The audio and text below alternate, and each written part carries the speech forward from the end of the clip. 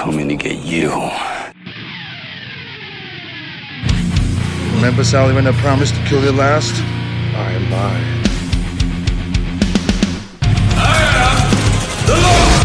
Get off my plane. I have come here to chew bubblegum and kick ass. And I'm all out of bubblegum. John, I'm not gonna shoot you between the eyes. I'm gonna shoot you between the balls. The disease, and I'm the cure.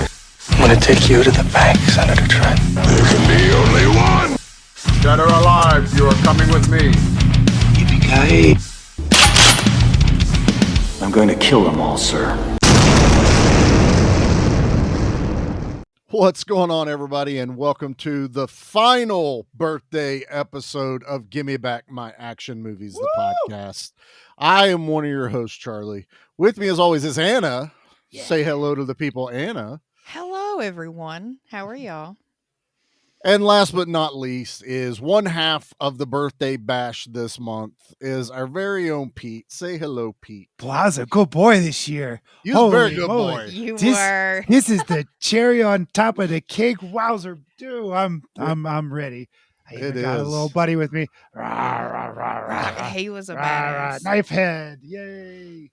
That was, yep. So for those of you that listened last week, Anna and I decided to do like what Pete and I did in April for month of Anna. There was an extra episode. And of course, Pete's not going to remember that. So we decided to pick a finale. Nate couldn't be here. So I originally was thinking we'd do something that both of them liked, but that was way too fucking hard because both of them are just on opposite ends of the spectrum half the time. Literally, yeah. And since Nate couldn't be here, Pete got to pick, and we chose from some monster movies because, God damn it, I'm making him do a kaiju movie. I'm tired of him dancing around the subject for being such a fan. He is Charlie Day. He is a kaiju groupie. He's probably got it tattooed on his nipples or something like that. You know, Don't show us, Pete. Don't show us. But yeah. I had Anna pick from 3. We settled on Pacific Rim. Turns out that Pete loves this movie. So fantastic. I think we all win. We win. So, yeah. And yep, there he goes. He's got show and tell tonight. I couldn't remember. I know this movie sometimes is kind of divisive among the kaiju fans. So I was like, is Pete one of those snooty, like, I don't know if I like my monsters and my robots in the same sci-fi kind of atmosphere movies, or giant monsters fight robots? Fuck yes. Fuck yes. I'm on that side of things. I'm on the fuck yes side. Got the fuck yes out of this, so we will take it. So yeah, we are talking about 2013's Pacific Rim. And Pete, my birthday present to you is you don't have to drive tonight. So yay! I think you're just taking the wheel away from me because I'm gonna fuck it up somehow. You're drinking too, so I'm not allowed to let you say that. He's the sober driver. That's right. I'm designated kaiju pilot for tonight. You two can fight on which side of the brain hemisphere. We're the 3.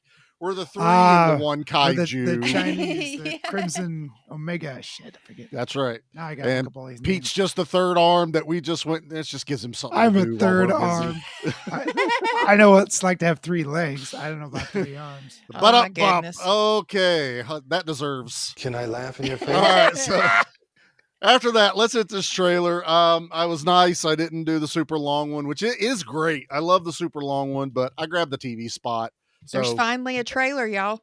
But yeah, okay. After weeks. Kaiju movie. Jesus, it's Guillermo. So, well, you know what? Guillermo is 50-50 with his trailers too, because he'll do some foreign language stuff. I'm talking about you, Pan's Labyrinth. Beautiful fucking movie that I can't watch in the background anymore because I'm like, the fuck is he saying? Oh, that's what he's saying. So, all right, here's the trailer. Pacific Rim. This was not gonna stop. To fight monsters, we created monsters of our own.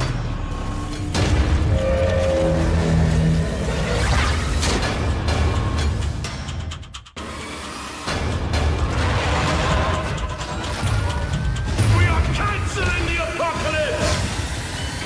Pacific Rim, rated PG-13 in Real D 3D and IMAX 3D, July 12th. Yeah. Let's go. There was like 10 or more TV spots. Dang. Like that's how much they were promoting the I remember you turn on the television, there was a Pacific Rim commercial remember that. playing. Yeah, I mean, constantly, especially in prime time. You're just seeing it over and over again. So, needless to say, I was excited. But let's get into our histories with. We'll say Pete for last. Start with Anna. Anna, do you have any history with Pacific Rim? Yeah, I kind of showed my cards early last week because I mentioned I watched it once on a date, but did not care about watching the movie. I was You were interested in other busy. things. I was busy, Getting yeah. But I busy. did remember the intro, like How old is him Marley? waking the brother up, being like, "Yeah, let's get our fifth notch on the belt." I remember that. I was like, maybe I'm gonna remember more of this than I thought, but I didn't. That's about it. So yeah, this is pretty much like a first time watch for me. So yeah, I'll do my history before we get to Pete again. So I saw this in theaters, like we were talking about. I saw the trailer constantly over and over and over again. But it's giant monsters, giant robots, everything little Charlie grew up loving. So I was in for it. I saw it in the real D 3D. I Ooh, really fancy. liked it on that. Jackie was never a fan because of her glasses, but she did like the movie. Mhm. Uh, and this movie is also fun because later, it was like I think when it came out on DVD, Anthony got to watch this, and I have a funny story about that as we get into the Oh, movie. cool. Because I was watching this the other day in the office, and he walks in, and he's like, "Oh, Pacific Rim." I was like, "Yeah, we picked it for Pete's birthday," and he goes, "About time you guys do a kaiju movie." Anthony knows doing the Finally. respect of kaiju. So that's me. I'll get into more of it as we talk. So Pete, let's go with you, brother. What is your history with Pacific Rim? I've been a kaiju fan literally all my life, as far back as I can remember. I've been watching Godzilla and Gamera movies since we lived in Cleveland, and then we moved to Pandora, and then moved to Columbus. Gosh, this came out in 2013.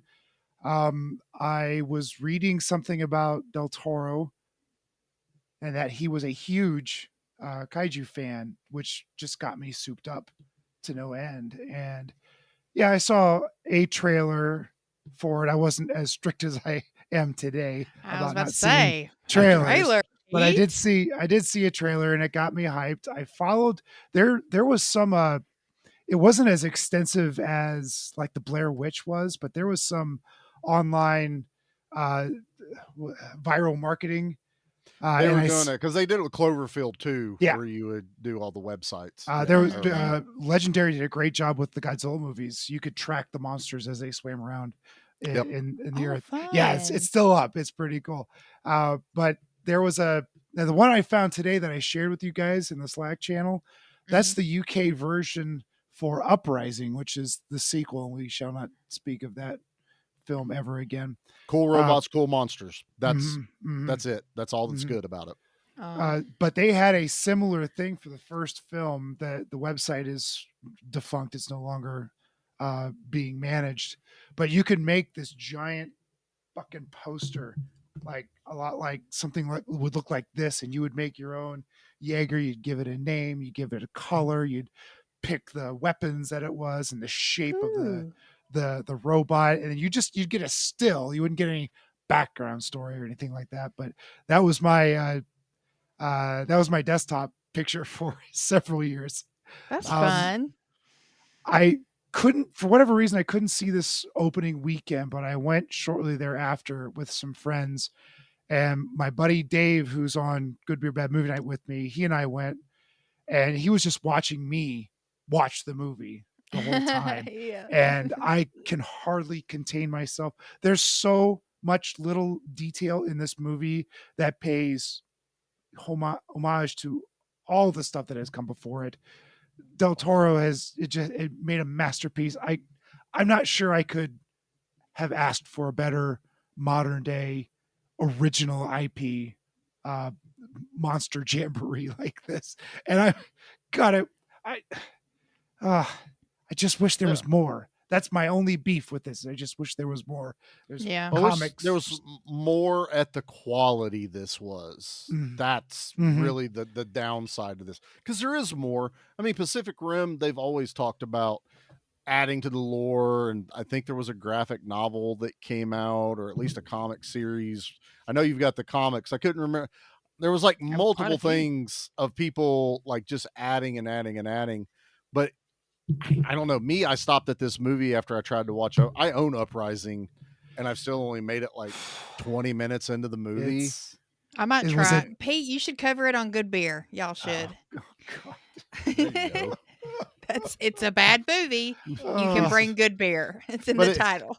But it breaks his heart to do a Yeah. bad kaiju movie. Yeah. So I that's know. It's bad. I don't think Sludge ever got around to Rising, did he? He did. Not He that did not that Pacific Rim, remember. I think. Yeah. I think he But, did Pacific Rim, but not Uprising. And that's why I couldn't remember, because we would always. So people that listened a long time ago, Sludge, our buddy, did the monster movie Stomp Down. That was part of our little circle of friends and Mhm. everything. So, I remember hearing and about that's that. where I couldn't remember Pete's feelings on it, because a lot of times that was the conversation inside chats that we would have about, monster movies coming up, or how much fun we're having irritating Pete, or Pete would throw a bad movie at him of, what was that, Ship of Monsters or some It is so good. bullshit. No, it's not. Don't you dare, sir. February's coming up, isn't it? Yeah, that's like trying to tell us Colossal's a great kaiju movie. I didn't say Colossal was good. I said it was very No. interesting. No, that was, I think it was worth a watch. That was Justin that pushed that one a lot, wasn't it? McLean? Yes. Yeah, he's the one that McLean, tricked him yeah. into watching Colossal.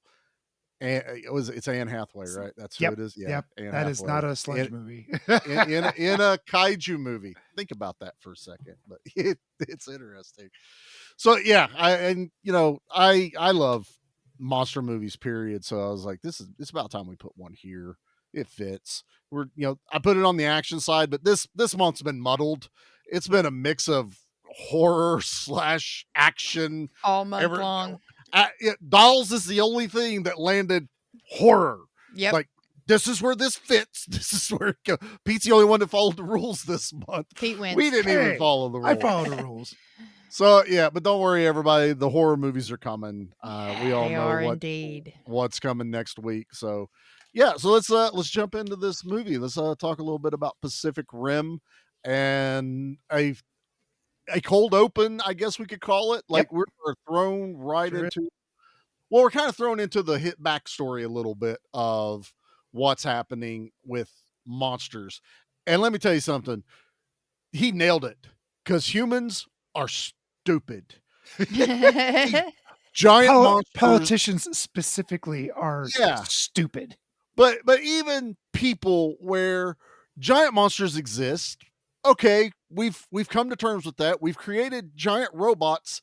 Now let's market the fuck out of it. Let's make have had action. success, and these robots have had success with these monsters, and the monsters keep getting bigger and bigger inexplicably at that point. So they had to make bigger and bigger robots. Things got bigger, things got better, and then merchandising. Mel Brooks is having a ball with merchandising. Merchandising. Pacific Rim, the lunchbox. Yeah. Pacific Rim, the condom.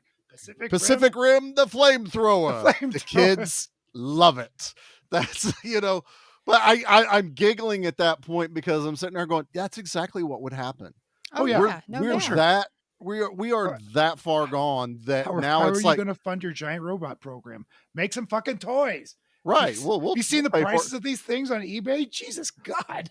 Dude, I saw some at the toy show this past week, Yeah. and I was just like, I can't afford to get into Pacific I got one of Rim. those big 18 inchers, the Shogun Warrior That's what she size. said. Oh, It's like, you I know, took it yeah. out of my I mouth. know, yeah. That's Yeah. what she said. What That she thing- said. Fuck. That thing's like $500. I'm like, I gotta really put this away in a That's cold, expensive. dark, dry place. Can we stop with that? It's so bad. Phrasing. I need the Archer phrasing drop. I'm gonna start dropping that now. Our as we sentences go. have been troubled lately. But we're given a history of the Jaeger project of creating giant monsters, which is hilarious because Japan has done this. There is a giant robot floating around out there that I think, didn't you just miss it, Pete? That it was on display, or Really? a couple weeks. It was a couple weeks, and it was also not in an area of Japan that I was planning on visiting. So it was Right. kind of a kicking both both Yeah. testes. But Um, it's life size as far as what you would it was think it was these life robots size, look and like. it sort of moved. Sort of moved. Don't worry about Yeah. it so much. But it was a full size Gundam, and Gundam Mobile is it's an anime that's been spanning decades. Yeah. But that's It's what robots the versus Jaegers are. robots, mostly Yeah. in space. That's not robots versus monsters. But There's yeah, not that much of a difference other than some style, but still, we're Sure. we're like some of us are hoping giant monsters come crawling out of the ocean and try to take over the world. So I'm it's not. I'll totally take fine. zombies. Give me zombies. Oh yeah. Zombies? I don't know if I want zombies. Did this movie trigger anything for you, Anna? I mean, these Oh my are God. Yeah.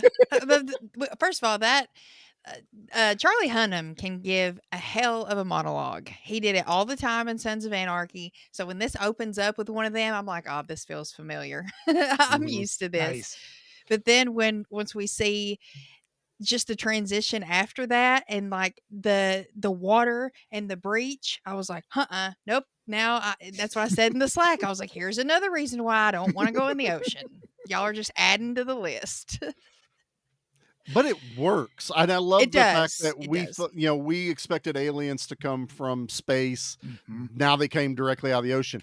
I like Del Toro's ability to take so many pieces of lore from kaiju movies and monster movies. And he's like, Godzilla came from the sea. A lot of these creatures always came, Ebera of the deep and stuff like that. Where are they coming from? Well, back then it was, they're on an island or Godzilla sleeps underwater. What if they're coming from a dimensional portal Mhm. under the water? Why And not? you're like, that actually tracks in this world scenario. You know what I mean? Like, if I'm Mhm. believing in monsters, obviously there's another dimension, and I'm here for it. And Right. I'm sitting there watching this last night, and I'm just like, this God, his world building and thought process on not just giant monsters exist, but why and where are they coming from?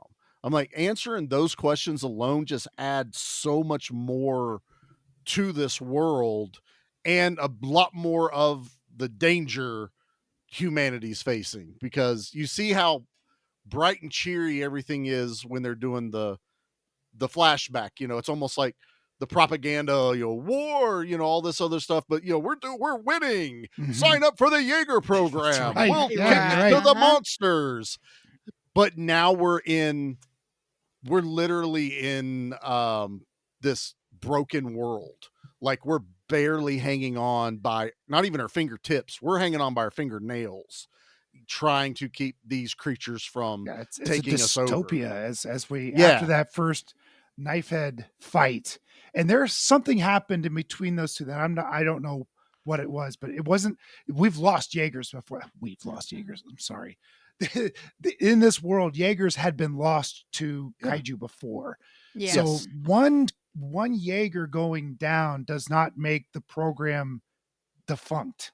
Well, So something else happened, and Well, I didn't he- catch it in the movie. Maybe. Well, he said at the very beginning, remember, he's waking his brother up and he's like, this is the biggest we've seen yet. It's the category Yes. 3 and we're going to take it down. So I think Yeah. that was kind of the tipping point, I feel like, not only just for Raleigh, but for the kaijus in general, and them kind of starting to get into the bigger categories, get larger. They're evolving more and becoming even smarter. And I think that's when all that kind of started to hit the fan, was with Well, our main brothers. you have, so that it's going to lead into something Pete was joking about a few minutes ago, is they do talk about this because Idris is in front of the board. Basically, it all came down to money. We're losing more of these machines. They're stupid expensive to build, Oh, yeah. and they take certain pilots to pilot them, and we're Oh, losing yeah. those. That So too. now their cheaper option, what they think it's better, are the breach walls. So they now moved all the funding to the breach walls because it stopped this particular monster. It stopped this particular one. So he gives them, examples. And that's why it's such a big deal when they come to get Charlie, is they watch it on television when that category 4 just boom. In went less than an right through- hour. Hot They say less it on than the butter. news. It Yeah, didn't- it- right in the middle of Australia. I mean, you're right in Sydney, and Mhm. it's just Yeah, the it's opera house right is through it. there.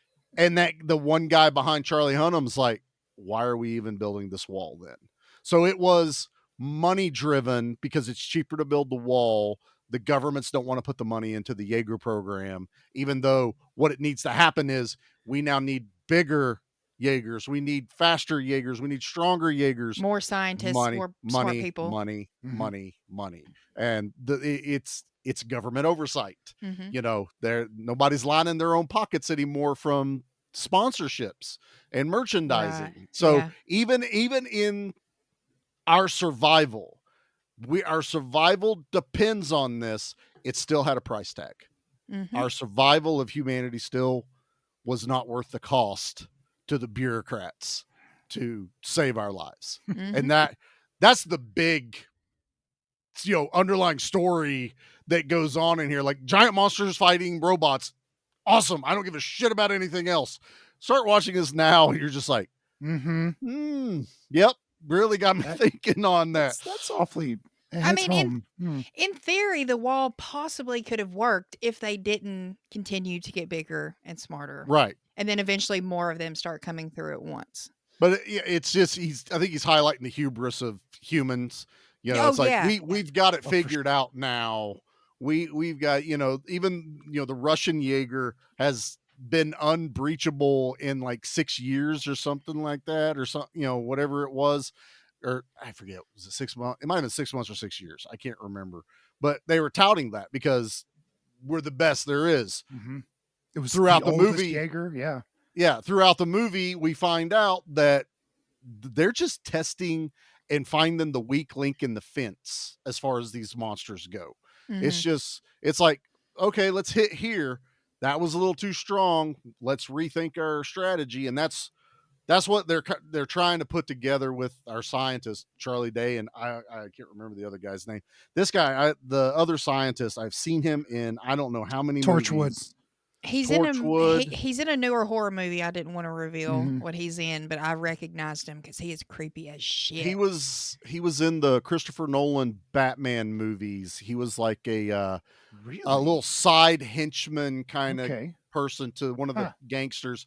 He's in the one with Bane at the Oh, end. the Rises. Yeah, Rises. Yeah.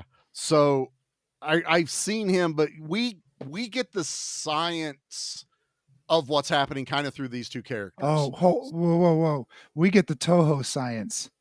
Oh, yes, sir. Toho science is my favorite thing in cinema. Giant Just- monster parts in floating vessels. Talk, blah, blah, blah. That sounds feasible. Sure, let's go with it. Who cares? Yeah. No, yeah. It don't matter. They're not asking physicists if this is actually real or could this happen. No, this is, I agree with you, Toho science. Toho science. It's the best thing ever.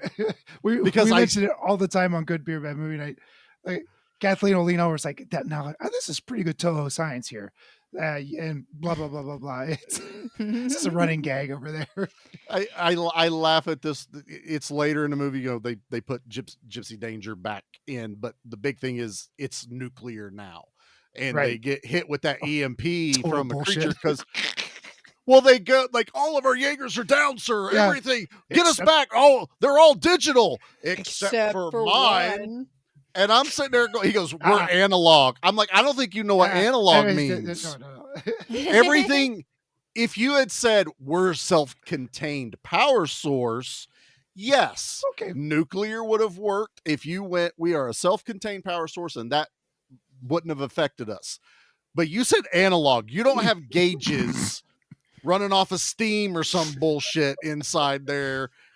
There was still a digital display you were watching and holographic, 3D things. And I'm just like, every time I watch it now, I'm like, you keep using that word, and I don't think that's what that word means. I don't think you understand what that word means. It's like that Fresh Prince gif where he's like, he's a little confused, but he's got the spirit. Yes.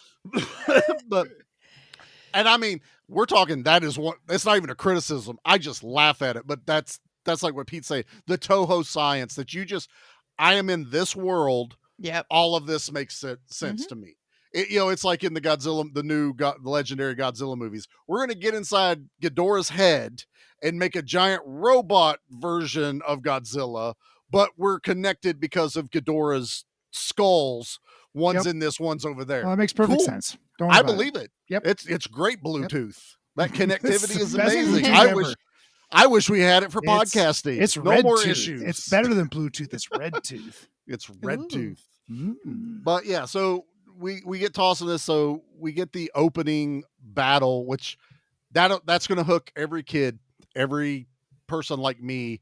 Is I don't have to sit through 30 minutes of when do I get the monster? You get a big ass fight right away, and it's right off the jump. brutal. It's I was wonderful, and it's scary. I mean, Yes. Knifehead is a shark analog.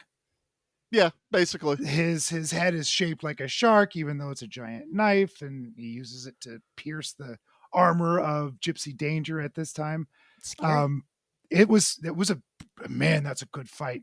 And It one is. of my favorite little factoids about the film was all of the kaiju were purposefully designed.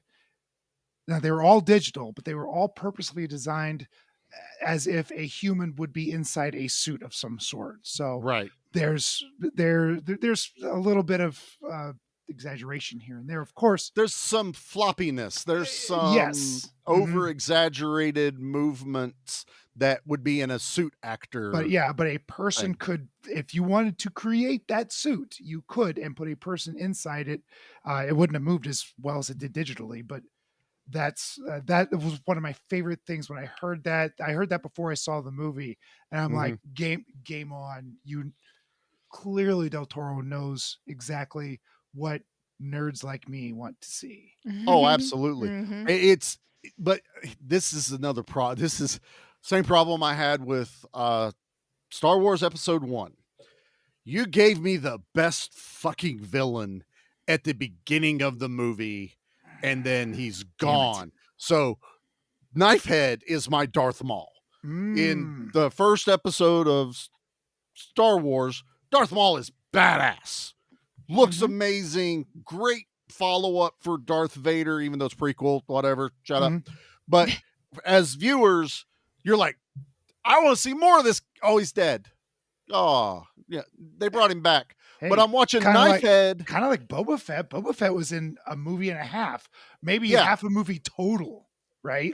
Right, because it's the first third of, The last third and the first Return third. of the Jedi. Jesus, I was too many movies we're talking about right now. But it was really because Agreed. If I had the ability to go back in time and tell, I'd be like, Knifehead needs to be your final kaiju. That should have been the category 5 because it tears through that Jaeger like it's a tin can. Like that should have been the next level up. And Knifehead is the most unique looking aside from the one that flies later. Right. Leatherback and the Cat 5 kind of looked a lot real similar. Yeah, they kinda had that moved Del similar. Toro look to it, But the pieces Orochi coming off the head. sprouted wings, and everybody went, "The fuck is that?" That was Yeah. badass. Yeah. Still Yeah. love that like it did the whole thing like a lizard. It dropped its tail Mhm. as, a distraction. It's basically tearing him up, and then all of a sudden just goes, fuck it, and busts out wings. I'm out of here. Yeah, but carries them off, and you're just like, oh, they are evolving fast. But again, a small criticism is Knifehead is such a unique design that that would have been my big reveal monster. That would have been that 5 that come up out of, the portal at the end underwater. And you're just like, the fuck is that one? Like, it I would doesn't have look loved to see anything him like that. swim, just cutting through the water with that. More big like a nose area. shark. Yeah. Yes. Yeah. I think Anna's like, no. That whole end fight when they're fighting underwater, I'm like, Yeah. I'm just my anxiety's through the roof.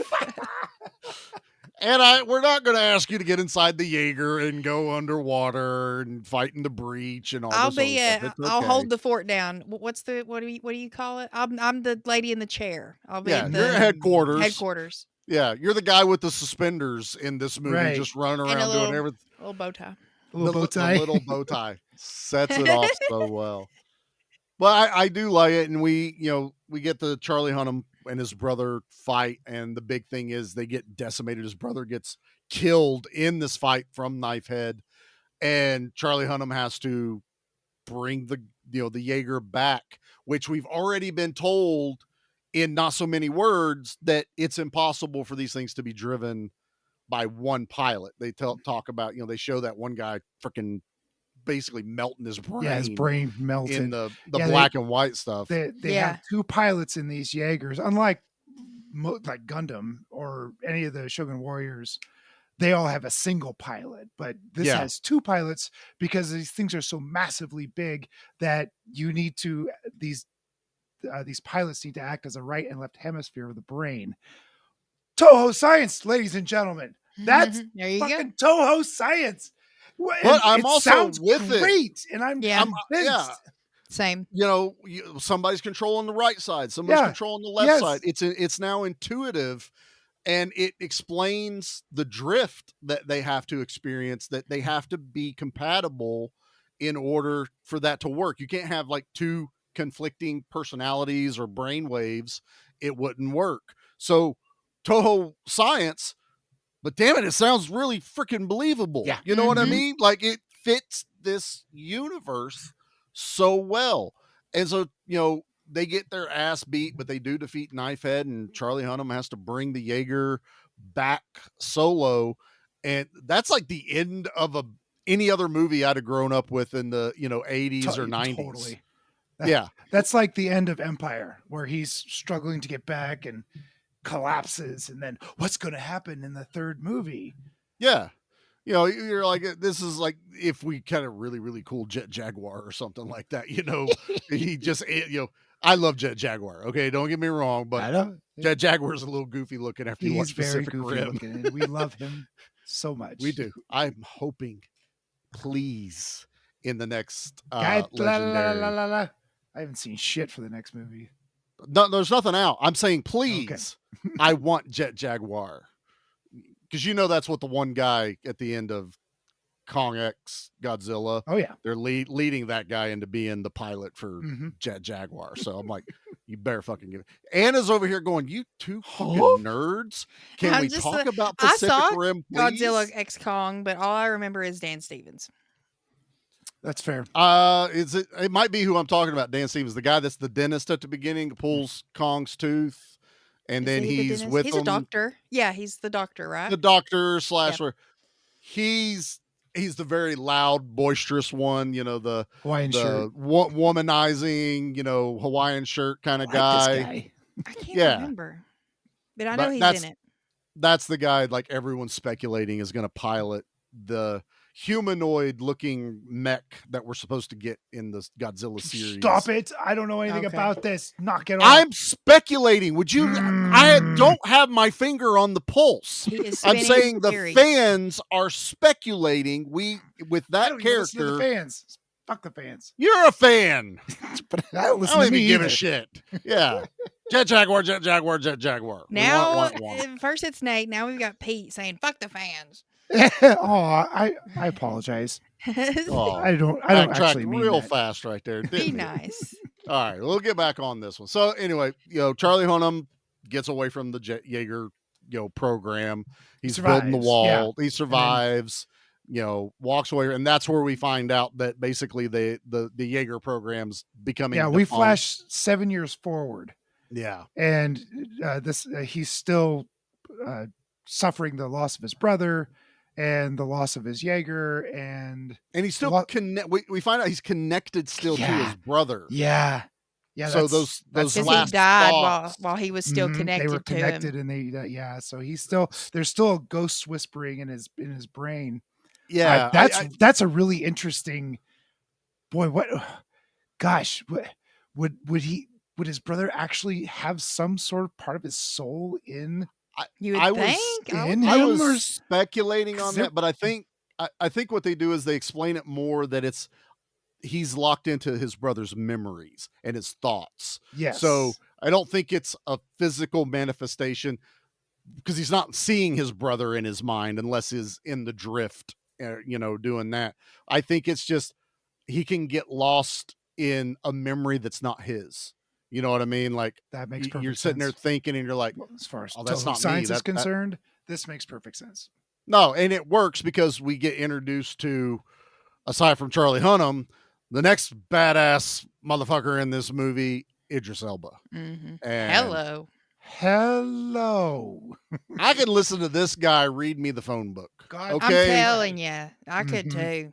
I don't know what it is about. I know it's the cadence, it's how he talks and everything, but Accent. every movie I have seen him in, I'm there for.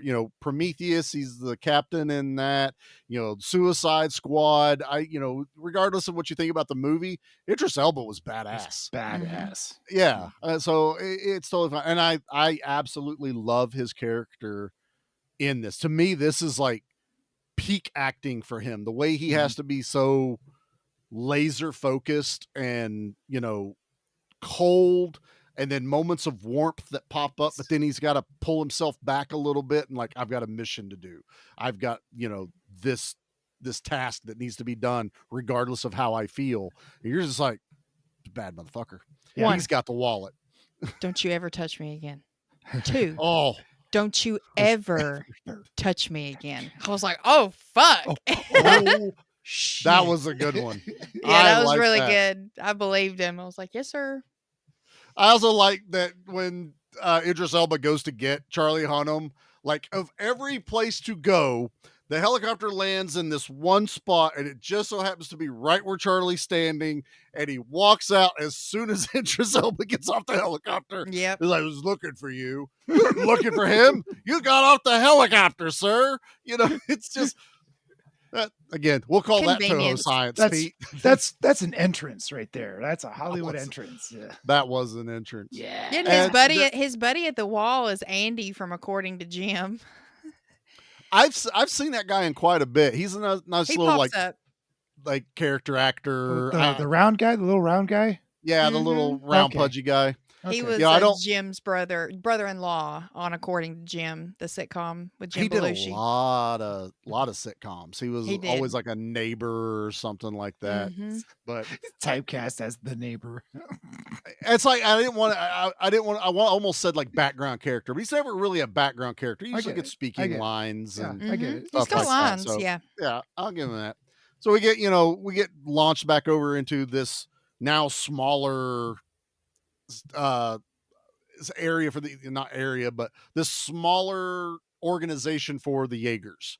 They're down to like, was it 4. 4? It's 4. It's It's 4. Gypsy Danger, Gypsy Danger, Striker Eureka, The- Alpha the- or Chernobyl Alpha and Chernobyl Alpha, I don't and then remember the their Crimson Typhoon. is it Typhoon? Yeah, because they couldn't use Dynamo. That It would was have the been dad and brother, or Can't the use dad and Crimson son, Dynamo. the Russians, and then the Mhm. 3 And the set, Chinese, the right? tr- the Yeah. triplets. Mhm. Yep. So yeah, there's 4 active Jaegers in the world. So Correct. so they have now brought them all together because they know that they're counting down to like this massive event, which is where we get introduced to Charlie Day and the other guy for the science. Newton they're and such Gottlieb. such polar opposites, but damn it, I like love these them. I guys. love them so much. They're my I fave. like Charlie Day just about in anything, but Mhm. to get they're like these personalities that don't mesh but do mesh for some reason work so well, and they pull it off. And like Pete was talking, you get dumped with just this boatload of Toho Science, and as a viewer, you're like, yeah, And it's coming from Charlie Give me Day, more. and we want to hear him talk fast and be. So we're gonna believe it even more so coming from him. We don't care. yeah. You got. It's like you have the numbers guy and the biologist guy. This guy It's puts a perfect 1-2 combination. I mean, as far as a team, if they didn't hate each other, which they actually don't, they But, don't. yeah. They part grow of to me that like works. each other. That and works of so me much well. kind of thought they might have been partners, maybe at one time, or might become. I don't think it went partners. that far. I think That- it's more of a mutual respect always, but towards the end, it was like we teamwork. have Mhm. to teamwork this. Mhm. Especially when they're like, we got to do just like what the Jaeger pilots do. Mhm. Share share the The brain is the too drift. big. We need The handshake. 2 of The ours. Yep, neural the handshake. Yeah, Yep. the neural handshake. You gotta, share all that. So I like the build up to that with these two characters. And Charlie Day being like this super fan, sticks his foot in his mouth immediately. He's literally got the tattoo of the kaiju that it's Knifehead, right? Is that the Yes, one? sure is. And it's like, yeah, me and my this little brother guy, that's took Knifehead. that He's one. in another category. Blah blah blah blah. That's the one that. Yeah, fucked we me up. killed it, and it killed my brother, and it's just Uh-huh. like, oh. Idris Elba is also just standing there, just letting him like, I know you're about to put your foot in your mouth, and I don't give a fuck I know. because you talk too much, and You I talk too damn much. You Shut talk up. too damn much. But Charlie Day's got this theory that we can learn from the kaiju if we drift with a piece of their brain, and he's trying to do it, and they won't fund it, and they're going off of the other guy's theories because so far the other guy's numbers, his math, He's a number is, and a theoretical scientist, whereas Charlie Day is a biologist. yeah, Right. but that other guy's is so far always been right. Like he's like, there's like the amount of time before each event is cyclic. We can figure out how soon the next one's coming, and he talks about the double event that's getting ready to happen. And Charlie Day's like, well, fuck the math. We can bypass that if we just talk to it and figure out exactly what's going on. And then the fact that he is so dead set that he builds his own drift machine out of junk. He literally goes, he built it out of garbage, and he did it. Tony Stark. Toho science. He built this in a cave with a bunch of scraps. But I like that character. I like the the energy he's got. But we also have another important character. We have Mayako. Mako. It's spelled like Mako, but it's Mako. Oh. It's Mako. Mm-hmm. We get a young Japanese girl. Mm-hmm. Yep. But she's very, I don't want to say obedient, although it does come off that way at the beginning with Idris Elba. Yeah, that's the right word. Once you learn their relationship, it makes sense. But it totally makes sense. At the beginning, you're like, this is a weird dynamic. Yeah. But I love what she says to Raleigh when he's like, why don't you just do what you want to do? Like, fuck your superior. And she's like, no, it's not about that. It's about respect. I respect him. Mm-hmm. I think the first time I watched it, it kind of came off as she was like, "What I do? Have you met Idris Elba?" Right. She was she was happy. That was just my whole thing when I have to talk about this movie now. Before I probably never even cared, but she does come off a little bit more submissive, subservient, whatever at the beginning. But they do a really, really good job at start to grow that father-daughter bond for the audience, where we're like, oh, there's something deeper here.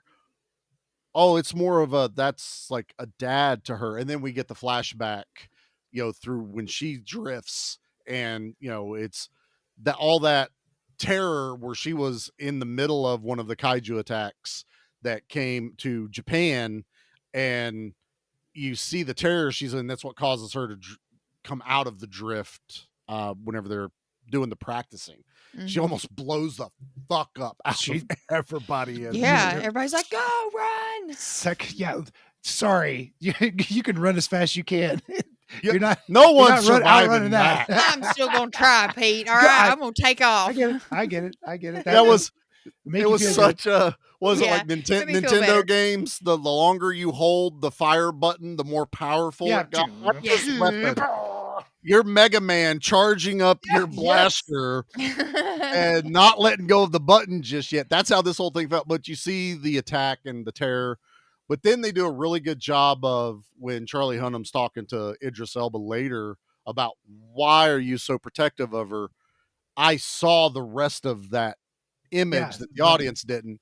And it's Idris Elba's Jaeger that gets dropped down, and he destroys that monster, saves her, but her family's already dead. So she had no one. So he took her in under his wing and raised her. So they added so much more depth to the characters. And now, like me and Pete watching this multiple times, now it feels right when you're watching it. Now you're like, I get it. I understand why she is what she is, why he's so protective of her, why he doesn't Yeah, want and her I wonder training. if I didn't grow up in a military family, and I wonder if as a if a military father who was I don't want to say a general, but Hmm. uh, someone a high ranking official. I wonder if this would be a familiar relationship to a father child dichotomy there. I think there's a couple ways to look at it, because I am military okay. kid. Dad wasn't high ranking. So I think that plays a But lot on it. But her saying it's about respect says yes, to me that there's some sort of military relation. there That's is. how I would think. I think what they're also doing is they're playing on the father-daughter aspect of it too, which is what Also, I yep. can't answer towards. Mhm. So he's a bit more overprotective of his Yes, he daughter. sure is. This is not trying to be sexist, but the mindset of the sons go to war, Right. Mhm. Yeah. you Yeah. know, but Protect the daughters, the daughters. Yeah. Mhm. exactly, the daughters stay home type of Yeah. mentality. So I think there's a lot of that dynamic going there as well. But I also think there's another small layer to it that I don't know if they ever like dig into it more, but just my own, I will call it, what I think is she's also the only probably other one capable to continue this if he does die. Mhm. Like he's basically been training When her, he dies, I mean, not it's well coming. when he dies, Mhm. but not so much to get in a Jaeger and fight, but Right. to command, Mhm. Mhm. to continue running this and try to stop these monsters and these creatures. So I think there's a lot of different ways to dig into it. So anyone that says just a dumb movie with monsters and robots and stuff, Mm-mm. no, shut up. There is a I'm lot more I'm depth. so sorry. There is so many layers. There's so much story to chew on in Yes. this movie, and it's not just monsters and robots. It's personal relationships. The world is shit right now. The world is on their heels. Humanity is on their heels, going, what is happening? We don't even know why these things are here at this point. Yeah, we've been fighting. How It's a long whole have we big been fighting mystery. them, Mhm. and they still don't know And they keep anything coming other than the back, and breach? they get bigger, and we just Yeah. humanity is almost bending a knee at this point. Like we can't keep up with this. Oh yeah, we're Mhm. crippled. We're Mhm. literally crippled, and they do it really well. That it's so bad that even the infighting. So you get Charlie Hunnam versus the younger son of the father son duo with Mhm. the The striker. Aussies. Yep. Yeah, and they're like at each other's throats Oh, in they this have movie. a He bare needed knuckle to get his brawl. ass busted. That's Yeah, what damn he needed right. to get punched in the fucking face. When he I called think her a both of them did. bitch, I was just like, "Ooh, I was like, here it oh, comes, here it comes. it's There it coming!" is, there it is. Mhm. That's all it needs. And but you can also kind of see that's a stressful environment to live in. That's a stressful job to have. And he even says it like, I don't want to have my life in your hands if she's going to lose connection that easy, because I like my life. I want to come back. And He's it's not all wrong. he's He's not. completely in his right mind to say things like that. He's It just kind it's how he's responding. It's how yeah, right. it kind of reminded me of Iceman from Top Gun. Very That much same like dynamic. Iceman. Mhm. Iceman was a lot cooler and didn't like lash out like this guy Iceman He does. was was he was cooler. a But Did you hear smooth this guy? talker. Yeah, you hear this this guy's guy? just Had- an asshole. but he still had that kind, even still kind of had that smarmy kind of look to him as this movie goes too. So it's very Iceman in Mhm. this, and I like it. I like the dad character of the Oh, he's great. Aussies too. Oh, I do too. I bet yeah. his dad was his son at one point in time, and just he was over the years has gone, boy, I could have handled that one better. He says I that just too. need to He's grow like, up a little bit. I raised him alone, and I didn't know whether to bust his ass or tell him I love him. And right, yeah. Charlie's like, you could with do all due both. respect, sir, I know which one he needed. That's a great line. But I love that moment they have before he goes to battle. It made me tear up a little bit because Oh. it's like he's like, Dad, you didn't ever have to say it. I felt it. I know. We're way more connected than you could ever think. There are a number of times on multiple watches where shit starts getting emotional for me. Oh, it does. I don't think that first watch, I just kind of watched it and I'm like, I took it in. But now that you watch it a second time, you get even closer to these characters. You get deeper and deeper. You understand them more, where they're coming from. And even though you know what they're going to say. And then like even watching it earlier today and yesterday, there's a couple spots here where I wasn't crying, but you were. I could tell, Charlie. You were crying. It wasn't me. It wasn't me. You were crying, not me. Well, I mean, even the Idris Elba and Mako talk where they almost don't say anything, because Idris doesn't want to, speak it into, truth, but it's there and they both acknowledge it. There is a lot there. And, Charlie Hunnam talking about his brother later on with him and Mako sitting there and explain. Yeah. And then she's like, I know. It was right there. after the drift. She goes, I saw it. Mm-hmm. And, so there's a deeper level connection that they've got these Jaeger pilots having because of the job, because of how they have to drift. All right. Well, that's enough about all the human aspect of this. I think it's time we get into the meat and potatoes of this movie, what everyone's waiting for us to actually dig into, sink our teeth into, and that is a commercial break. What? Hey! You want a war? Well, you got it right after this. Welcome to Manic Movie Monday, where one person's trash is another person's treasure. Here we celebrate the trash, the treasure, and everything in between. You know, when women get stressed, we take a bath. There's a lot to unpack with this movie. Spoiler alert, prison is not like reformed schoolgirls, and I really wish somebody would have told me. We're catfishing serial killers. We're just trying on clothes without tags and seeing what fits. Everyone is wearing mail order lingerie. So join us every other Monday and stay manic. I didn't come here to talk. Lucky for you, they did. I know I had to do it, but that was abrupt. It's like, ouch. I'm sorry.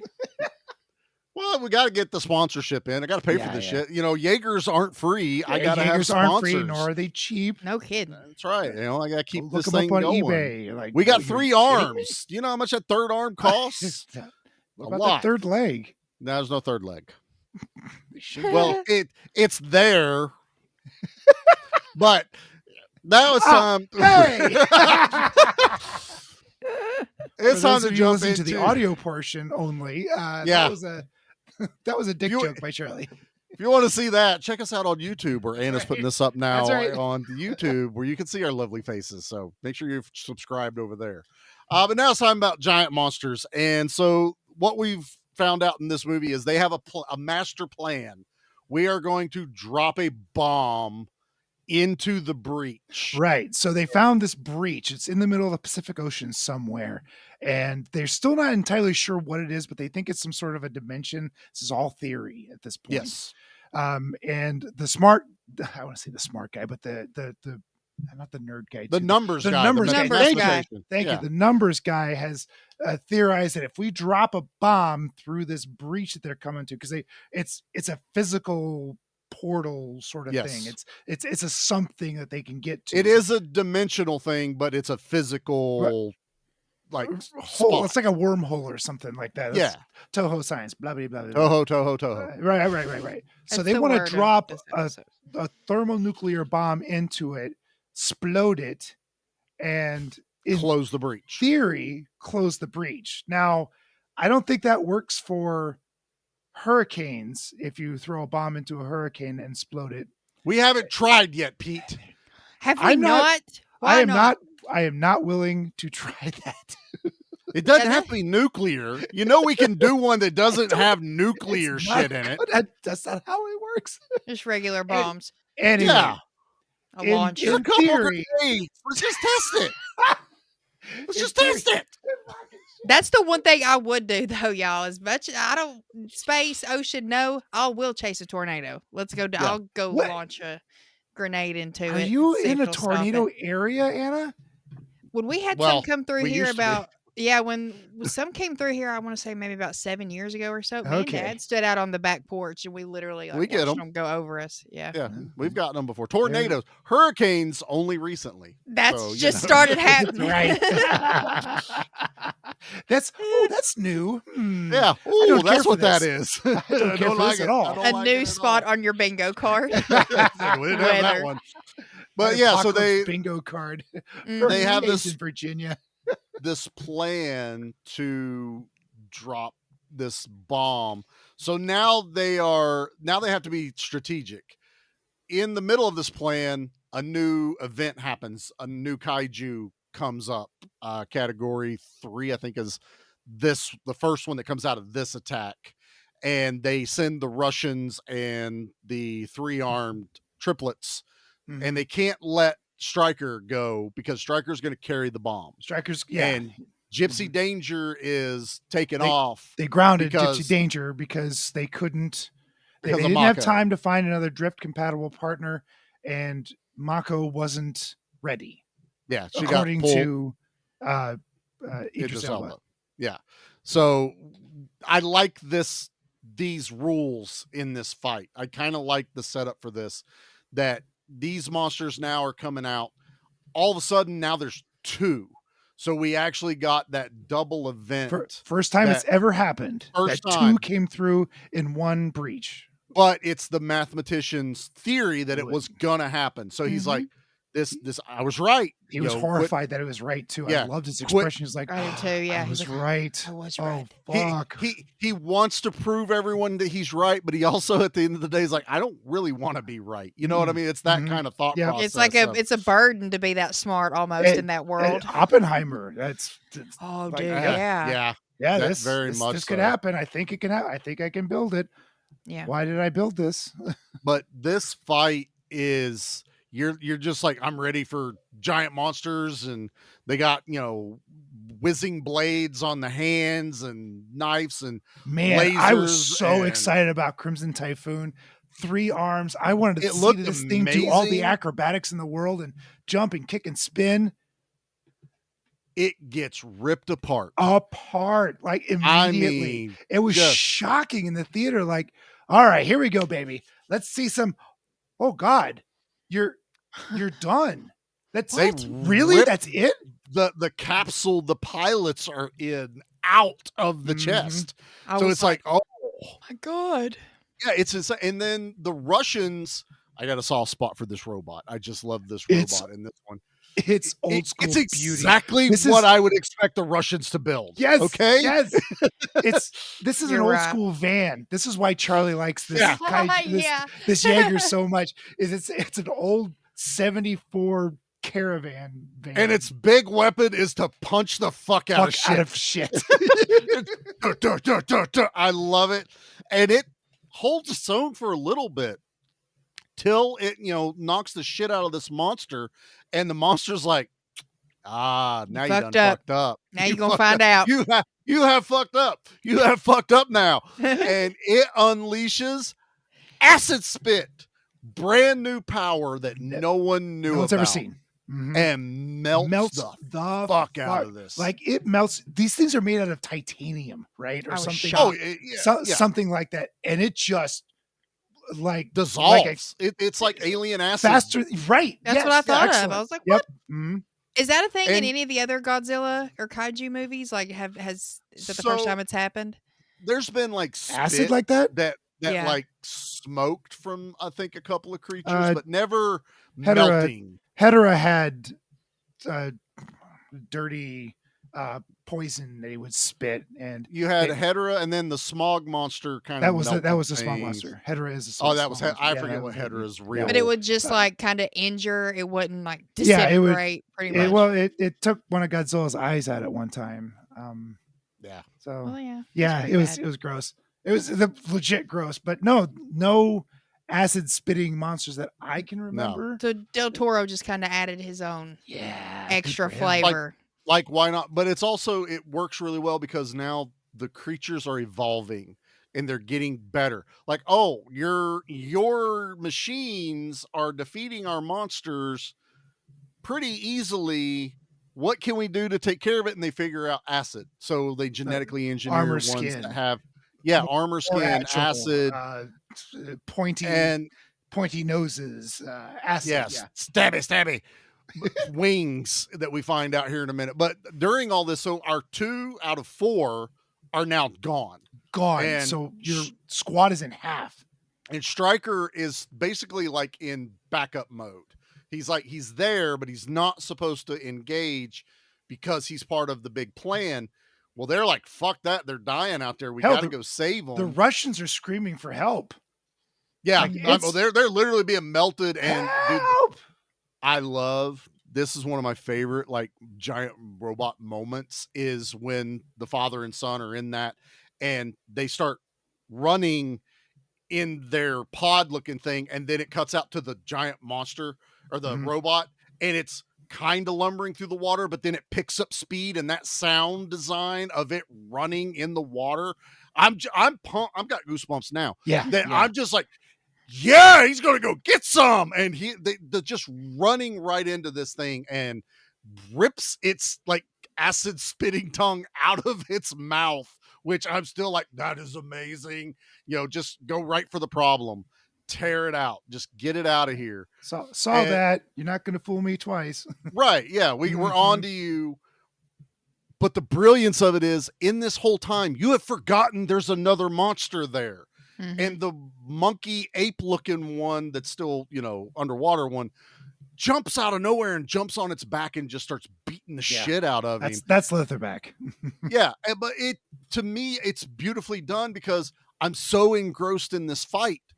Like, oh, fuck, that's right. There's another one, that type of mentality. And the way he films it, he doesn't do this back and forth. Like, oh, this is going on over here.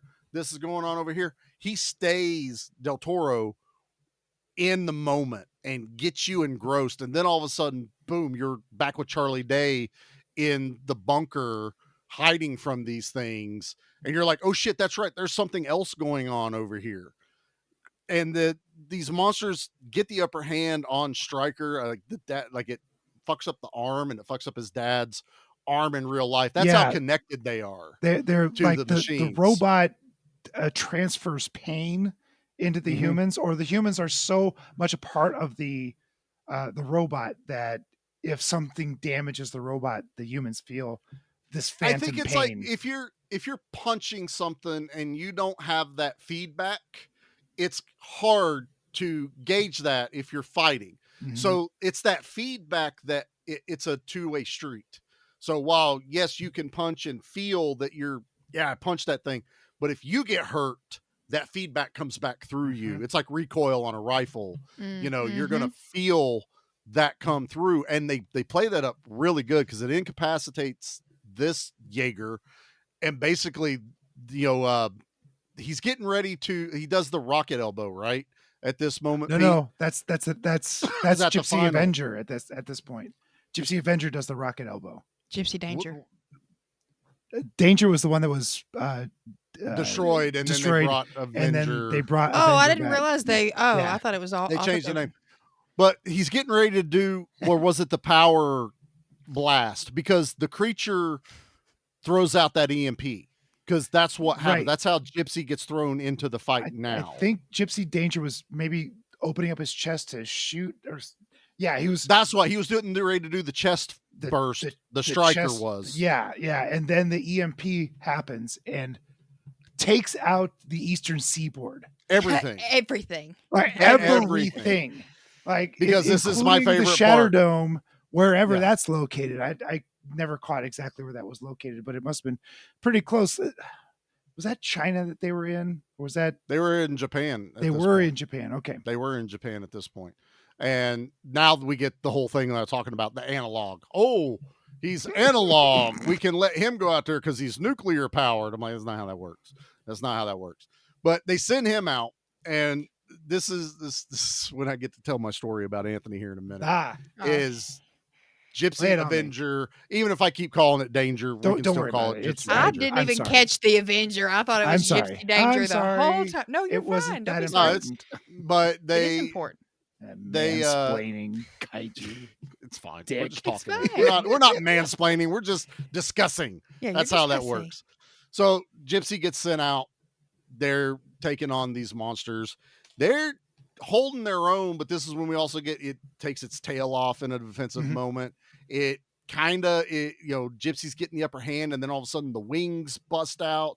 Like they are doing everything. They are using everything they've got, and this creature grabs them, takes off in the air, takes them basically into the upper atmosphere. Yeah, you're getting pretty high. They're out of weapons. Like he goes, we've expelled all of this. And she goes, no, we have one more thing. Hits that fucking button in the middle. The giant sword emblem pops up, and this chain sword comes out, and they run it right up that fucking monster and slice it in half. I'm sitting in my recliner. Anthony's sitting in the chair when he was, I think it was about 8 or 9 years old when he watched this. Oh yeah. He's locked in. He's watching this movie. It's everything a kid loves.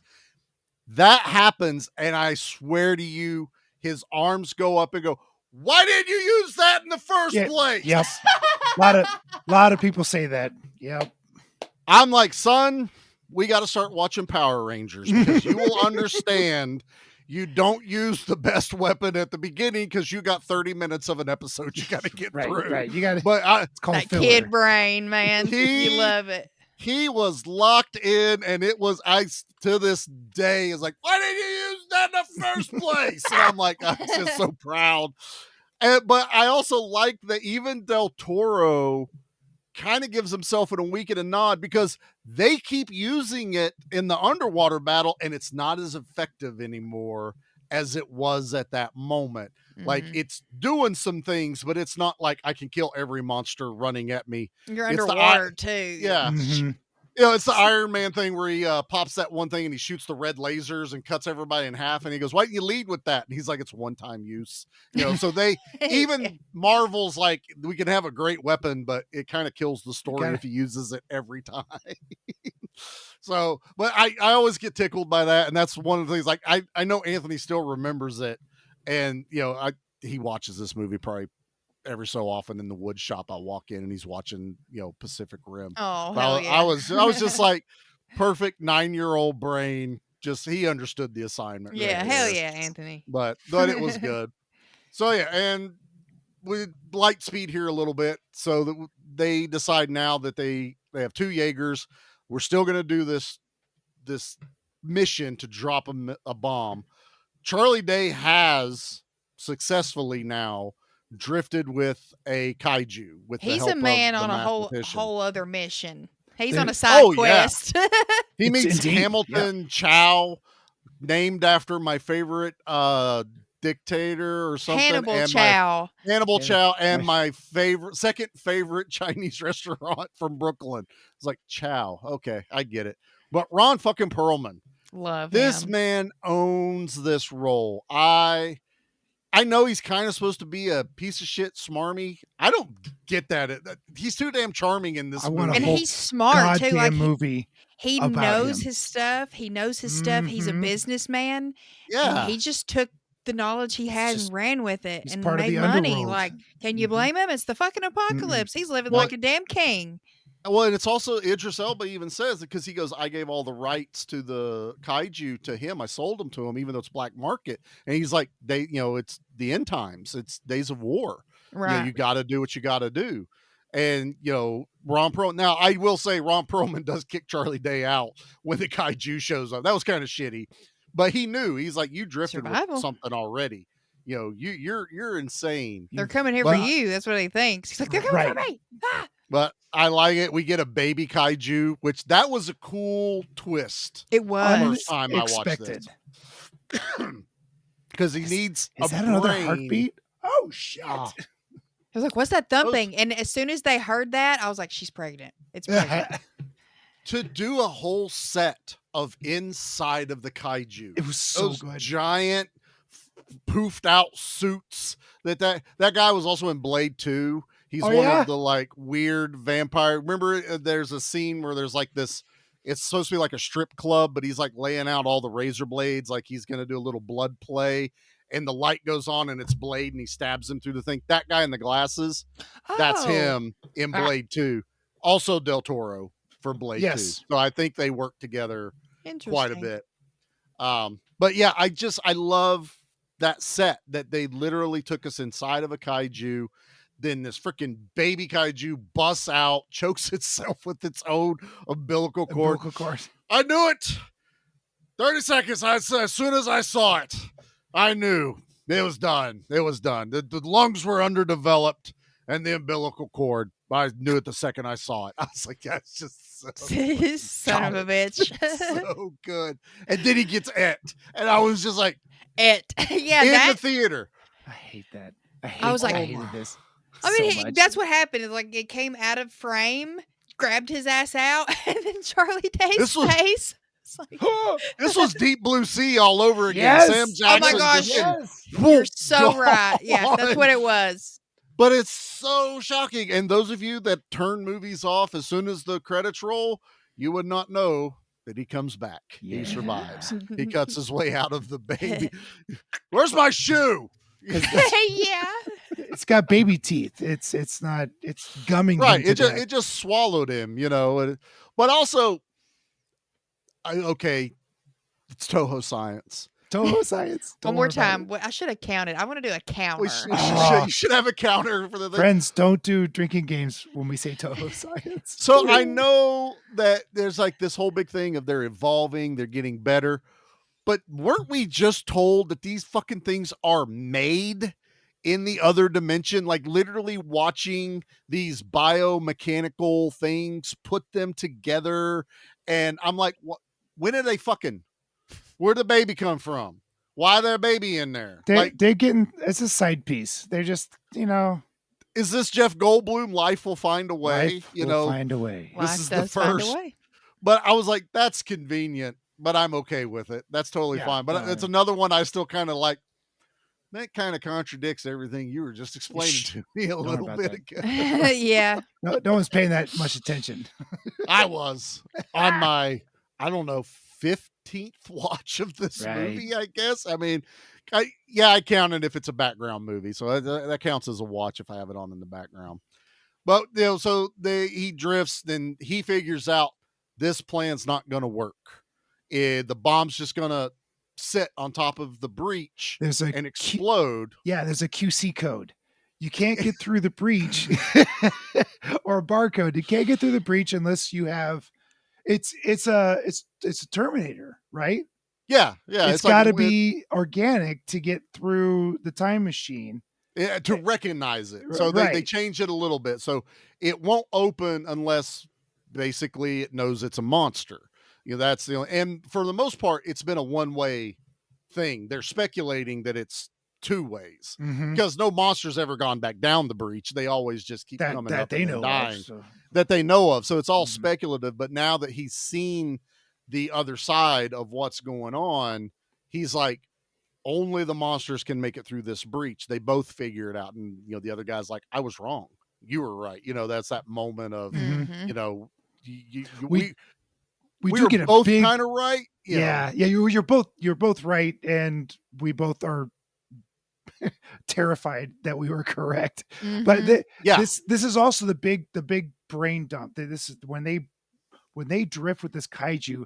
This is the reveal. This is the James Bond evil character going, listen to this, Mr. Bond. I'm telling you what's happening. So this is a interdimensional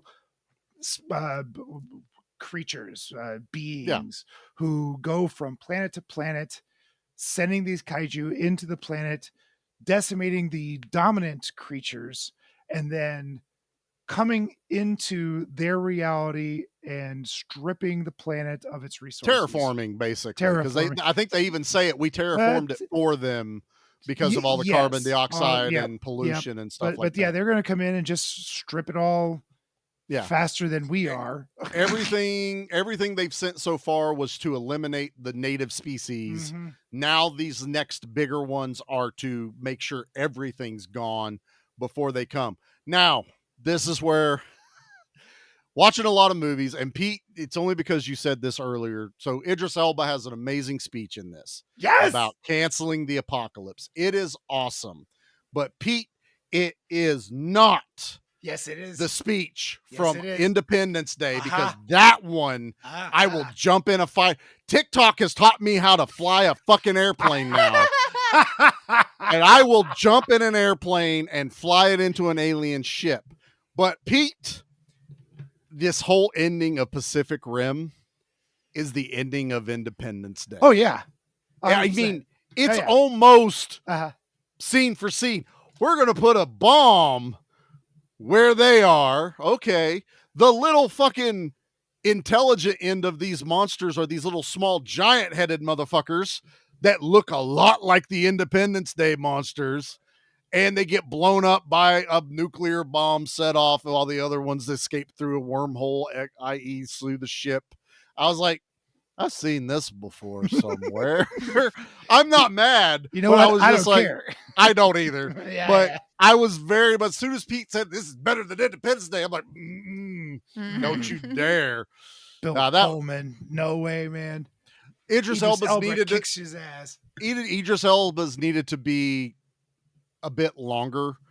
The Pullman's had more emotion behind it because, you know, he's talking to the whole world. I'd love to do that movie one day because I fucking love Independence Day. What's stopping us? I mean, nothing really stopped. That was. us. It's an action movie. It's an amazing action movie. So one day we'll put that on there. But yeah, I got that. So now basically they have to wear a kaiju, which I still just love the idea of putting the skin of a kaiju on a Jaeger. And he's like sneaking in. What's up, fellas? What's up, fella monsters? You know, how you doing? Don't be suspicious. Don't be suspicious. Sneaking around.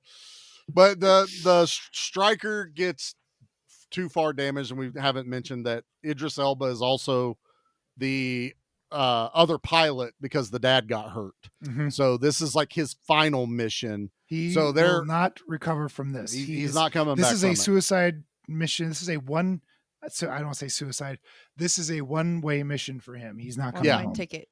Yeah. And it becomes one way for both of them because sadly, yes, their ability to drop a bomb has been incapacitated, and all they can do now is hold the monsters off that are still there while Gypsy makes its way through the breach. And we get a great thing. It was an honor serving with you and stuff like that. So it's he got his character, his arc came back around. He got some redemption. He was redeemed. Yeah, that's where I was looking for. So I really like that. I like the interaction between the two.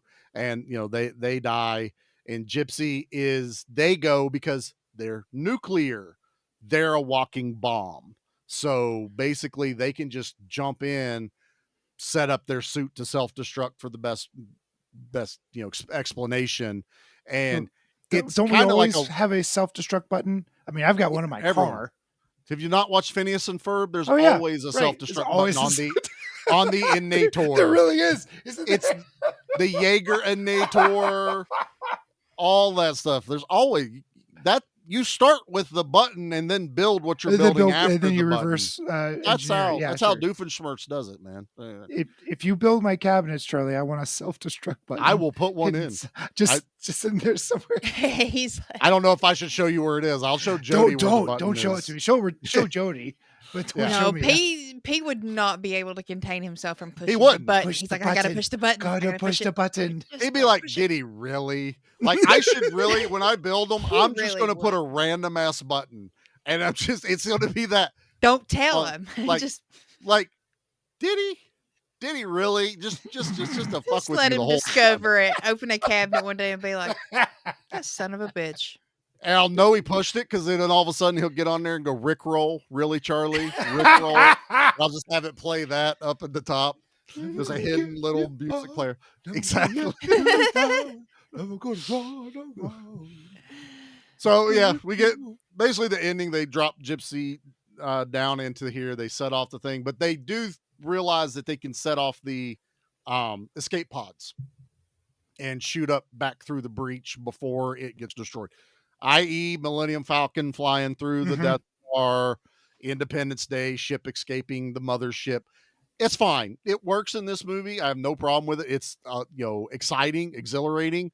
You're in for it. You get to It's see. tense. I mean, It man. felt like the quantum realm in Ant-Man a little bit. Like when they first get through the portal, like the colors, I was like, this feels familiar. It's a weird dimension looking thing. Yeah, and then it's like they go through another level, and that's where all the other kaijus are, the creatures or whatever. And I was like, what if they launch these escape pods and they just get lost in this void? Is there like an invisible tube? Oh, I guess the breach, but like, can they escape from that and drift off? That would worry me.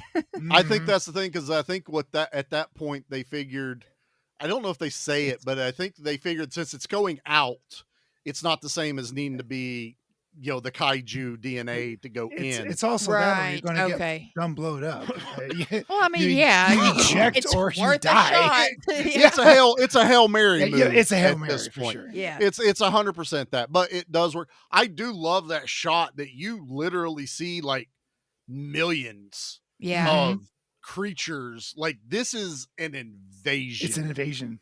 Yeah. It also again, is like, why is it Independence just Day. one breach? Like, like there's just one tiny little porthole for all these things to come through. Hey, Toho Science. That's what we're just going to, anything we question, we're just going to yell Toho Science at this thing. But escape pods fly up, hit the surface. You get that little tense moment. Did Charlie Hunnam make it? Mako's yelling for him. And then, boom, all of a sudden his pod comes up and they're an item now. They never kiss, though. I thought that was nice because it's like, I like that. That's one thing I hate about movies sometimes. I'm like, why y'all just fall in love too damn quick. Like, I understand extreme events can bring people together, but it doesn't always have to be that way. So I enjoyed that little moment of them just hugging and kind of doing the forehead touch, and that's how we end. I was like, I like this. Let's be honest. How much closer can you get to a person than through the being drift? in their brain, right? Right. And so really it's like, can't. even before the drift, Mako was giving Charlie the side eye. Like, she saw him with his shirt off once, and her jaw hit the goddamn. She looked like ground. Anna when I told her we were my doing jaw this hit movie. the ground as well. That is a pretty man. And Anna, you need to watch The Gentleman. Charlie Hunnam's in that. I've never he's watched kind that. of he's in a grizzly mode. He's got a beard. He's got that little bit longer hair going. Yeah. He's going to be Ed Gein. I saw that. Really? I'm interested. I'm really intrigued to watch it, but the problem, me and Aaron just talked about this over on Instagram about how Ryan Murphy likes to make serial killers hot. And now the Menendez brothers, they were pretty hot. Yeah. Ed Gein, not hot at all. So I'm just kind of like, nothing hot about that. I feel weird about it because I'm like, man, I really hope they ugly him up. Was it Renner Dahmer? Yes. Like early, So Jeremy Renner was Dahmer before he. And Evan Peters played him, and that was the first season of the show's The Monster series. Oh, that's right. That was man. That Jackie was tough. watched those. I remember because I kept going. I know that guy. It was Evan Peters. But Boy, I don't know. Tough watch. It's a tough watch. It's very tough. It has to be fictional for me to. Yeah. watch There's them. that with you too. Yeah. And this is real. Like too real. Yeah. Giant monsters were totally fine. Giant I'm monsters. all in. Serial killers, straight out. I don't care anymore. Nope. Totally done. So Like real end of serial the movie. And yes, if you watch through the credits, Hannibal Chow shows back up, cuts his way out with his little butterfly knife of the thing, and real happy, yells, "Where is my shoe?" All this, because I think that's all that was left after it snatched. That's all it was when He he picked got it up. chomped. The gold boot came toe off. shoe. And I think Charlie those shoes were picked it up. badass. They were Yeah. badass. They were like snake or crocodile skin with a Gold, with a gold toe on it. Scales, Yeah. like armor. Yeah. Like really cool. They would make the cowboy sound. The spurs. Those Yeah, were- it was like having spur sounds without a spur. Without Like, it spurs, was- right. Yeah. Those No, are it the was- definition of shit kickers. Like those were God, made yeah. to kick somebody in the ass. 100%. 100%. All right. Well, I think it's time we get into the things. Yeah. Leave anything for us? Just bodies. Body count. Body count. Body count. Body count. I knew this was going to be interesting, but I got it all figured out. So, do you guys want to give me the overall death count in this, or do you want to tell me how many kaiju died? What number do you want to pick? Well, the kaiju, I could probably add that up pretty quick, but so the I couldn't. people. People, I'll say like, oh I God. didn't say people. I said how many deaths. Mm. So there's like 5 kaiju that die. Oh no, because they blow up the 6, fucking 7 creatures kaiju. in the breach. Oh, then Great. nope. All right. I have it. It's throw us a bone. a total of 34 deaths in the movie. Okay. All right. 18 kaiju Oh died. damn. 18. There was 18? Because Anna just nailed it. They go down Yeah, into the breach. Oh There's fuck, some that's you see. right. Okay. Okay. Yeah. Right. Duh. 8 pilots die. Mhm. 5 civilians and 3 soldiers. Because again, the rules are what we see happen. What we see on, exactly. I was thinking too big. I was thinking all these cities getting destroyed. Right. I'm like, there's no way they can know a number. No. I think like the civilians, because you find out like 3 guys died on the wall, where Charlie Hunnam got the job. They might be counting that, but I don't know. They had it broke down like that, and I thought that was interesting, so I figured I'd do it that way. So, all right. As far as favorite kill, I think we can do this a couple different ways. We can just have our favorite kaiju robot moment, favorite. I have that. Basically, anything favorite you like. We're going. Have you ever killed anyone? Yeah, but they were all bad. I can dig it. Pete's like, It's say Pete's less. birthday. Oh, Say say less. less. Say less. Yeah, Pete, you go first. Tell us your favorite. Exactly. We mentioned it, but we didn't talk about it. And I mentioned it in the Slack channel. The rocket elbow punch that,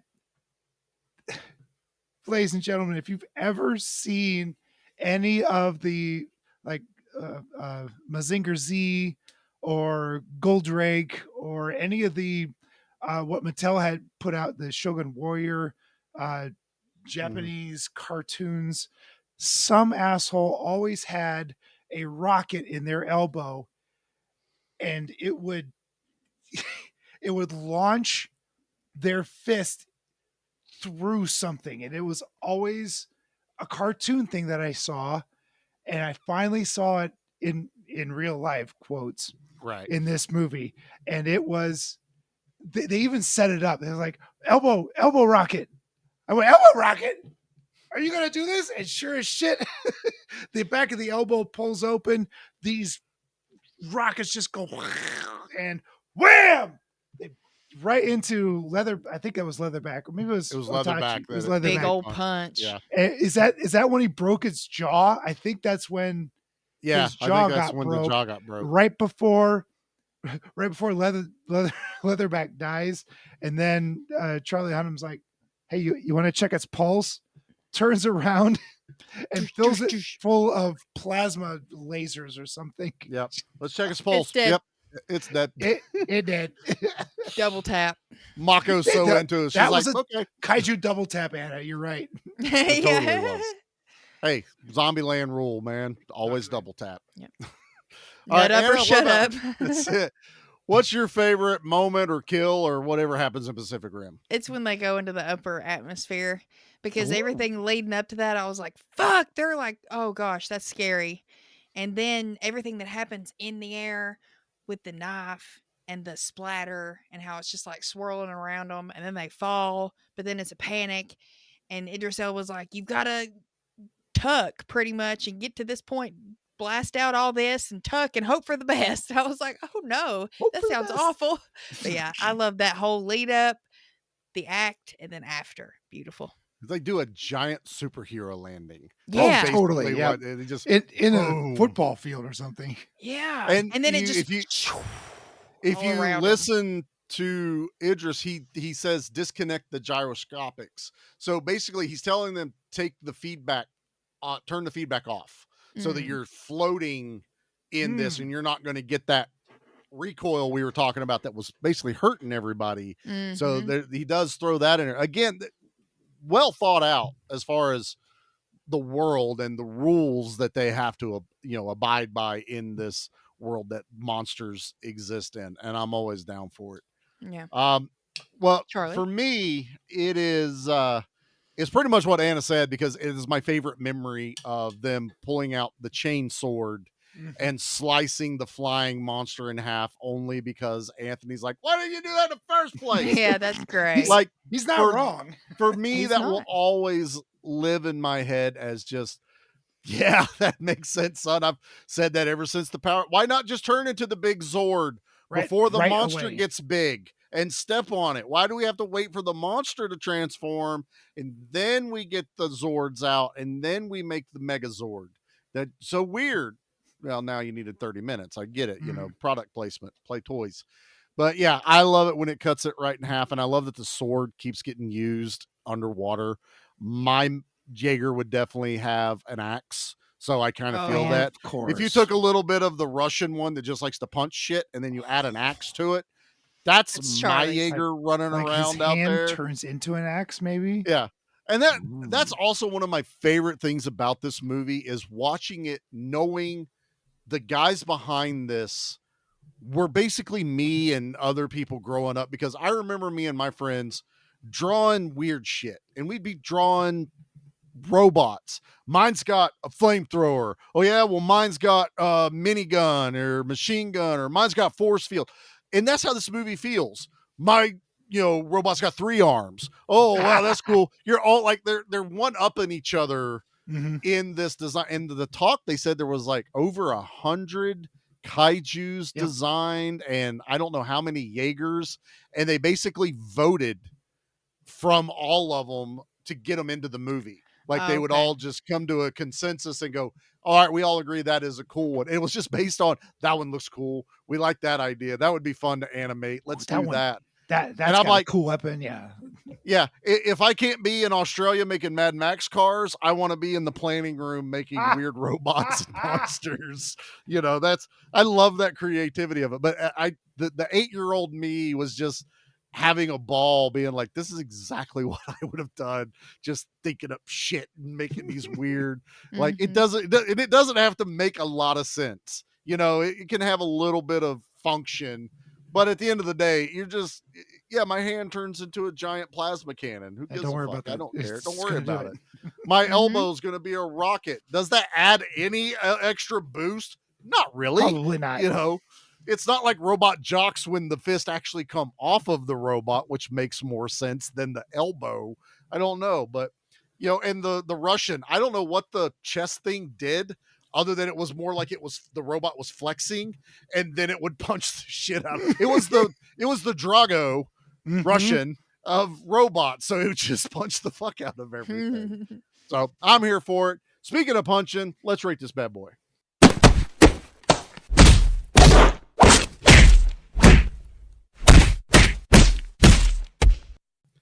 All right.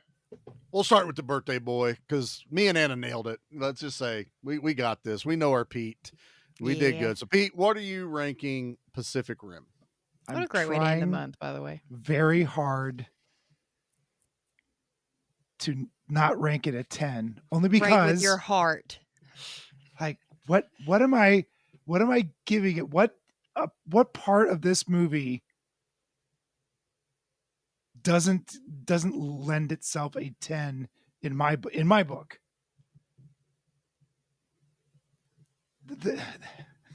It's nothing. It's 10. I can't figure it out.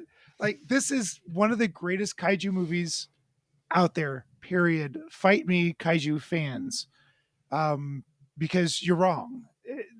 Are there other kaiju movies equal to or better than this? Yeah, but we only have a scale of 10. All right, so let's say Anna. Anna, what are you going to rank Pacific Rim? I kind of like Pete's thoughts, because I'm sitting here. I was originally going to give it a 9. And I was trying to base that. Like, why can I not give it a 10? And I'm like, I don't know a reason why. So it's a 10. Yeah, it's a fucking 10. It really is. It's Anna action, hunky men. Mako's hot. I don't care about the Toho science, because it makes sense in that world. Like, if you go into a movie like this and you are expecting real world shit, you don't need to be seeing the movie to begin with. Have you So seen Toho movies? Science, I'm all here for it with movies like this. Yeah. I love it. I loved the action. I loved the monsters. Yeah. I loved it. And I kind of want to Fantastic. watch like Godzilla movies now. I feel like now I need to go and start from the beginning. Nope, And you just don't have to do I that. want to, but I want to. I want to watch them all so Okay. I can at least say I've seen them all. I'm torn, Pete. Should we Mhm. just let her watch the OG, or does she watch -1 first, being that fresh? Because God, -1 is so amazing. I don't I've think heard nothing but amazing I things about I Minus don't One. think that those movies are so different. Watching and one doesn't affect not 70 seeing the other. years ish apart that I don't think one is better than the other. Oh, I'm not saying that. I'm just saying in I experience wise. man, and the things that they did in the 53 is they're revolutionary. Oh, mind blowing. And the things that they did in -1 were also mind blowing. Yes. It's Flip a CG that coin. I've never flip a coin, right? Flip a coin, but either way, you're going to have a good time. Okay. So, There is no good English dub That's for okay. the Japanese version of 54. That's okay. I'll read this up. There is a very good English dub for -1. Oh, okay. Yeah, I'm sure. Yeah. But Um, okay. Well, The English dubbed -1 might be something to watch with Marley. Yeah. I It's think Marley might like that quite a bit. She might.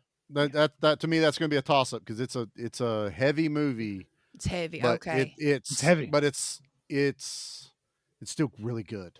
Like it's very. I need to sit down and let the kids watch it. As a Jackie and I kaiju watched it in the film, theater. it's very real. Like the 54, also very real. Yeah. Like it real people, real things were happening at that time.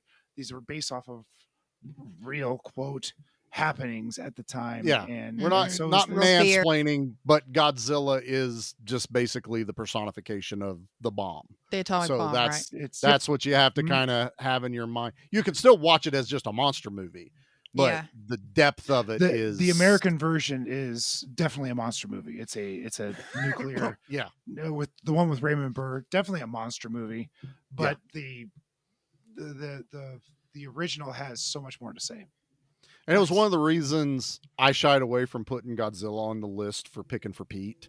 I still leaving that door for him to step through to bring onto the show. I was like, it's not my place to do. I have given you the green light. I don't know why you've struggled when I have said, do it. Do it. Emperor Palpatine, do it. But yeah, I'll rank now that we've distracted ourselves so hard. Charlie, what's your rating? I think I will be the one though to go 9.5, and it's not the tiny criticisms I've got like Knifehead and stuff. I think my biggest thing is it's the end of Independence Day. That's it's almost the exact same shot for shot. I never picked that up until you said that. I'm like, yeah. I guess you're right. I have a confession to make. I don't even remember the end of Independence Day. I think I've seen that movie one time. Good Lord, I've seen that. I don't know how many times I've seen that movie. I've seen that. I remember the new one. I remember the most recent one with Liam Hemsworth. I remember that more. Oh, the sequel. I watched it one time. It was okay. Like, I like it better than Pacific Rim Uprising, I'll tell you that. But ID4 just was, God, it just came out the right time, right moment, and it worked. Sure did. And the great cast. So, but yeah, I think I'm super high. It's a 9.5. I absolutely love this movie. It's a lot of fun. I've watched it multiple times. If you like monster movies, check it out, man. Action. And maybe one day we can get Parker to cover it over on their Monster Zone. Don't think I wasn't going to bring up your other show that you got going on, brother. That not only do they do Dissect That Film, they also do a show called The Monster Zone, where they just have a lot of fun with it's real good. Like they've been doing a lot of the 50s and 60s ones. Like you're just like, really, they made a movie about like king crabs and all this other stuff running around. It's just so much fun, and they really love it. So it's definitely worth checking out if you're listening to Dissect That Film. Check that out. And I think you can still go back and listen to Monster Movie Stomp Down. It's not putting out any episodes, but I think it's still up.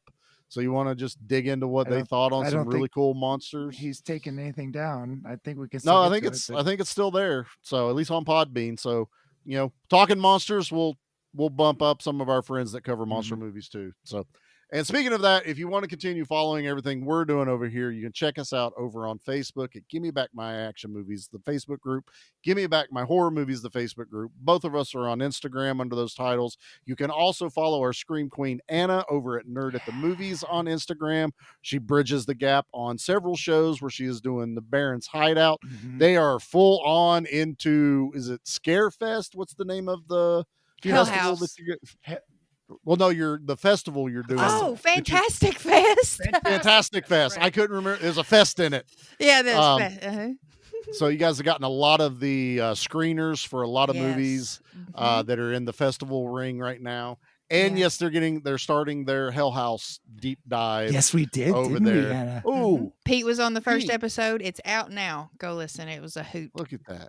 I'm just sitting over here twiddling my thumbs. No, that's okay. I didn't want to do it. It's found footage. I wish I know, but it's got a clown in it, and you're scared of clowns. And if you can get past, if you can get past the very, very shaky cam at the beginning because it's chaos, everything else ain't so bad. I already don't like that. I also don't like that you said scared of clowns. I hate clowns. I think there's a very big differentiation here. You can't say Charlie's scared. I'm not scared. I'm not scared. I hate clowns. We're not playing this game. Scared. I I'm hate. not scared. I'm not scared. I'm not scared of clowns. I hate them. Hate them. Hate.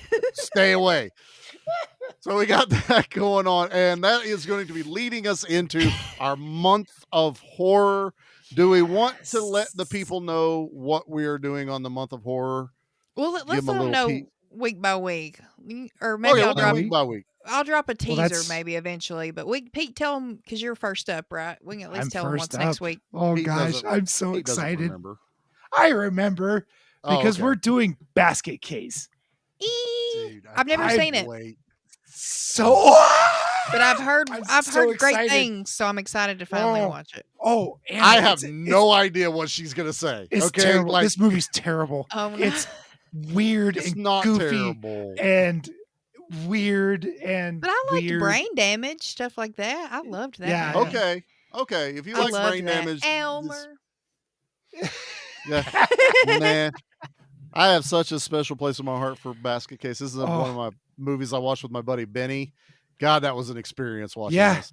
Yeah, it's a movie. Oh, and it's a movie. Oh Lord. Wait till you eventually try to do the sequels. They get nuts. They get nuts in boy. the sequels. Yeah, boy. So next week starts our month of horror. We are diving right into Basket Case. Going to be a lot of fun. Should be an interesting discussion. Everybody got to pick a horror movie for this month, so everyone gets their own flavor, which is going to be awesome. And Barron's is doing the Hell House run for it. Yes. B Action, we are doing B Action horror movies. I'm so interested in what's happening over there. Yeah, I don't have my list in front of me exactly what we're starting with, but I know what it is. We're doing werewolves. Yeah, we'll record that Sunday. Worry. I'm excited. Yep. Pete, don't worry. Guns. You don't have to record it. You just have to listen. Yeah, you just gotta listen to us. Werewolves and machine guns. So we are kicking it off with that. All right. Is there anything else? Have I covered everything? Are we good to go here before another power outage knocks me out? Yeah, we're good. Go listen, go follow, like, subscribe. Go watch Pacific Rim if you haven't. And if you have, it's on Netflix. Go watch it again. It's on Netflix. Yeah, it's on Netflix. Get us on YouTube. Check out the video. Anna puts a lot of work into this. Anna works really hard on the YouTube. Up.